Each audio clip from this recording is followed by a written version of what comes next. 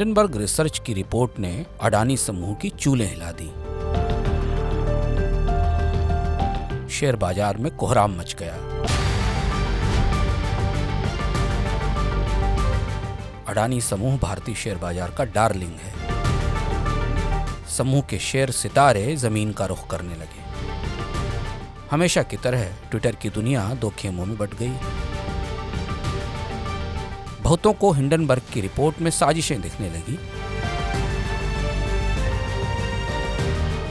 क्योंकि हिंडनबर्ग ने एलानिया कहा था कि अडानी समूह में सब कुछ ठीक ठाक नहीं है। शेयरों की कीमत नकली तौर पर बढ़ाई गई है। हिंडनबर्ग इनमें शॉर्ट सेलिंग कर रही है, यानी वह अडानी के स्टॉक में जोरदार गिरावट पर खुलकर दांव लगा रही है। जो बाजार को नहीं जानते थे वो शॉर्ट सेलिंग को पाप या अपराध बताने लगे, मगर जो जानते थे उनको रिपोर्ट के तथ्यों पर अचरज हुआ, शॉर्ट सेलिंग पर नहीं। क्योंकि शेयरों की शॉर्ट सेलिंग तो 400 साल से जारी है। इतिहास उतार चढ़ाव भरा है, लेकिन बिकवाली कभी जायज होती है और कभी नाजायज भी कही जाती है। कभी कभी तो शॉर्ट सेलरों ने वह काम कर दिया है जिसे शेयर बाजार के नियामकों और बैंकों को करना चाहिए था। शॉर्ट सेलरों ने कंपनियों में बड़े घोटालों और धतकर्मों का खुलासा भी किया है। पलटते हैं इतिहास के पन्ने, खनक उठते हैं किस्सों के सिक्के।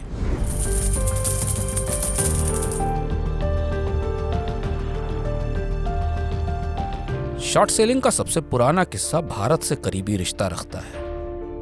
बात सन 1600 की है और किस्सा है डच ईस्ट इंडिया कंपनी का, जिसे वीओसी कहा जाता था। यह कंपनी भारत से मसालों के कारोबार के लिए बनी थी। यह दुनिया की पहली कंपनी थी जिसके लिए विश्व का पहला शेयर बाजार बनाया गया था। इसका किस्सा हम किस्सों के सिक्के में देख भी चुके हैं और सुन भी चुके हैं। डच ईस्ट इंडिया कंपनी ने 10 लाख लोगों को यूरोप से एशिया की यात्रा कराई। करीब 30,000 लोग वीओसी के लिए काम करते थे। डच ईस्ट इंडिया कंपनी ने भारत के लिए यूरोप में होड़ शुरू की थी। यह कंपनी बनने के बाद दुनिया का इतिहास ही बदल गया। इसी कंपनी से जुड़ा है शॉर्ट सेलिंग के इतिहास का किस्सा। इसक लामियरे बेल्जियम के रहने वाले थे। 16वीं सदी के अंत में वह हॉलैंड आ गए और एम्स्टर्डम में बस गए। 1602 में जब डच ईस्ट इंडिया कंपनी बनी तो इसक लामियरे उसके संस्थापकों में शामिल थे, यानी वीओसी के सबसे शुरुआती शेयरधारक थे लामियरे। 1605 तक वह कंपनी के बोर्ड में सदस्य भी रहे, मगर इसके बाद वीओसी में खुला एक अकाउंटिंग फ्रॉड और लामियरे को इस्तीफा देना पड़ा। लामियरे पर पाबंदी लगाई गई कि वह हॉलैंड में यूरोप से एशिया को जहाज भेजने वाली किसी भी कंपनी के साथ कोई कारोबारी रिश्ता नहीं रखेंगे। कहते हैं कि लामियरे ने डच वीओसी को चुनौती देने के लिए फ्रांस के सम्राट किंग हेनरी चतुर्थ से बात की थी। उनका प्रस्ताव था कि फ्रांस भी एक ईस्ट इंडिया फ्रेंच कंपनी बनाए और भारत से मसालों आदि का आयात करे। बात बनी नहीं। फ्रेंच सम्राट ने कंपनी बनाने में दिलचस्पी नहीं ली। लामियरे वापस एम्स्टर्डम लौट आए और अब वह वीओसी के विसिल ब्लोअर या एक्टिविस्ट निवेशक बन गए थे। उन्होंने वीओसी में वित्तीय अपारदर्शिता के मामलों को लेकर कंपनी के चेयरमैन को चिट्ठी लिखी। यह बात 1609 की है, जब लामियरे की इस चिट्ठी से वीओसी के प्रबंधन और शेयरधारकों में तहलका मच गया।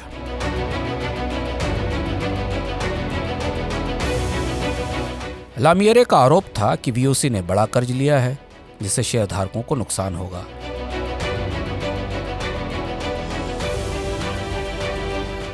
मियरे ने यह भी लिखा कि कंपनी के खातों में सही जानकारी नहीं दी जाती।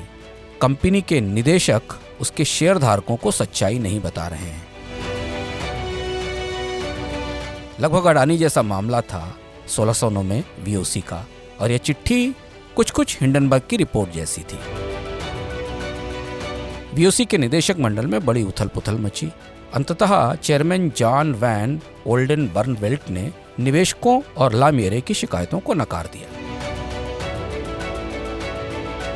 इसके बाद शुरू हुआ दुनिया की सबसे पहली शॉर्ट सेलिंग का अभियान। लामियरे और वीओसी के कुछ निवेशकों ने एक ग्रूट कंपनी बनाई। ग्रूट कंपनी एक किस्म का इन्वेस्टर सिंडिकेट था। इसने वीओसी के शेयरों में भारी शॉर्ट सेलिंग की, यानी घाटे की संभावना बताकर बिकवा ली। 1607 से 1609 के बीच डच ईस्ट इंडिया कंपनी यानी वीओसी के शेयरों की कीमत करीब 50% टूट गई। कंपनी लड़खड़ा गई। हॉलैंड सरकार से शिकायत की गई। सरकार ने लामियरे और मंदड़ियों के कार्टेल पर कार्रवाई की। वीओसी के शेयरों में शॉर्ट सेलिंग पर रोक लगा दी गई।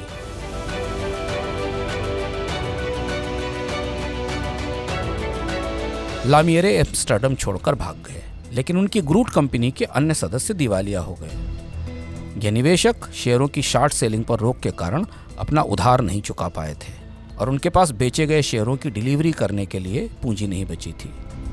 हॉलैंड का किस्सा ब्रिटेन में भी दोहराया गया। 1733 में ब्रिटेन में साउथ सी कंपनी डूब गई। इस कंपनी को लैटिन अमेरिका में कारोबार का एकाधिकार मिला था। ब्रिटेन की संसद ने साउथ सी की यह मोनोपोली मंजूर की थी और इसके बदले साउथ सी ने सरकार का पूरा कर्ज खरीद लिया था। जब खुलासा हुआ कि कंपनी ने नकली तौर पर अपने शेयरों की कीमत बढ़ाई है, तो साउथ सी के शेयरों में धुआंधार शॉर्ट सेलिंग हुई।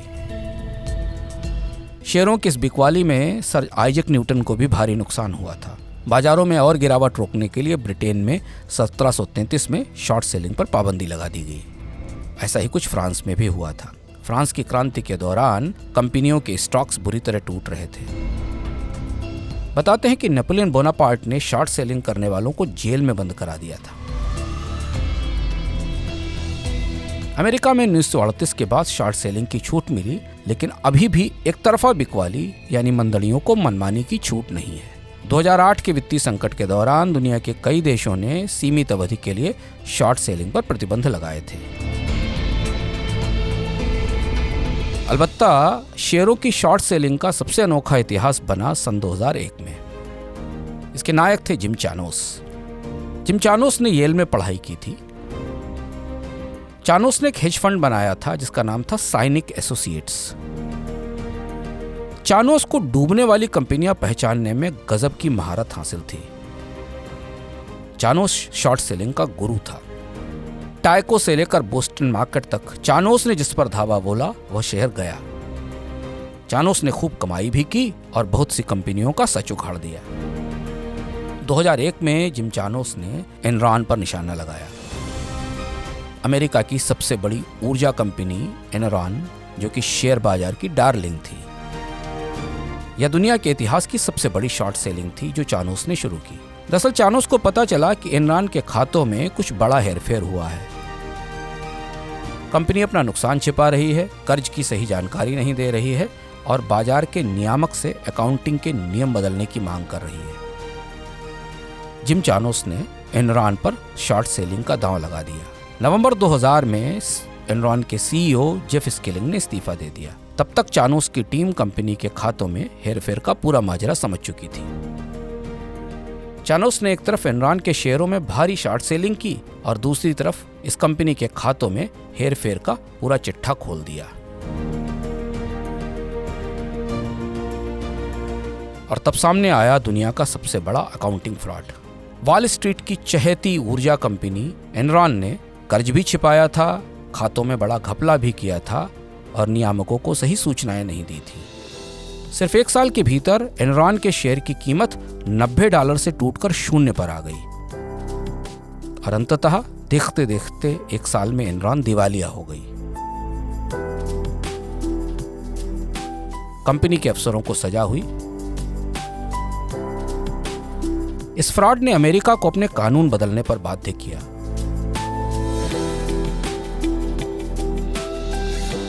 एनरॉन के अकाउंटिंग फ्रॉड के बाद अमेरिकी संसद ने 2002 में सर्बन्स-ऑक्सले कानून पास किया। इस कानून के बाद अमेरिका में कंपनियों की अकाउंटिंग के नियम बदलकर बेहद सख्त कर दिए गए थे। कहते हैं एनरॉन की शॉर्ट सेलिंग में जिम चानोस को करीब $500 मिलियन का मुनाफा हुआ था। अडानी समूह पर हाइडेनबर्ग की रिपोर्ट के साथ शॉर्ट सेलिंग का बेहद रोमांचक इतिहास नया मोड़ ले रहा है। क्या फिर कुछ नए रहस्य खुलेंगे या शॉर्ट सेलिंग पर ही सख्ती कर दी जाएगी? वक्त बताएगा। लेकिन आप देखते रहिए किस्सों के सिक्के।